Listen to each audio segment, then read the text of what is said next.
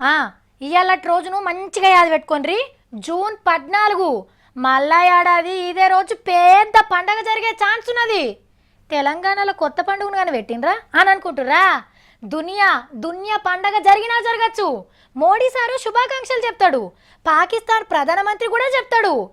America పోయి చూసేంత time లేనోళ్ళు ఢిల్లీకి పోయి చూస్తే చాలు కళ్ళ నిండా చూడొచ్చు. బర్త్డే పార్టీ జోరుగా జరుగుతున్నది. కేక్ కూడా పెద్దదే తెచ్చిండ్రు. అబ్బో గిటార్ పట్టుకొని పాటగాళ్ళు కూడా తయారుగున్నారు. ఇంతకీ ఎవరిది బర్త్డే? మా గురువు గారు ట్రంప్ సార్ బర్త్డేనా? పుట్టినరోజు పండుగకు అందంగా ఉన్న ఫోటో పెట్టుకుంటారు. మనోళ్ళు చూడుర్రి తుపాకి పట్టింది పెట్టిండ్రు. ఏ నీ ఎంతసేపు కేక్ గొయ్యక పెద్ద ముక్కే తీసిండు. దోస్తులకు తిన పెడతాడేమో.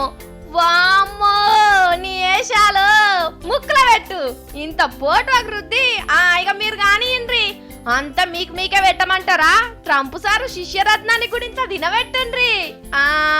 అది ఇక మ్యూజిక్ స్టార్ట్.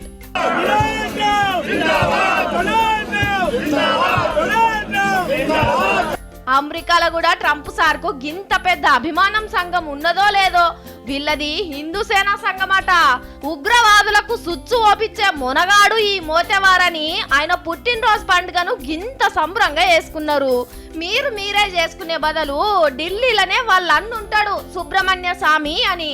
ఇదే ఇప్పుడే గింత చేస్తే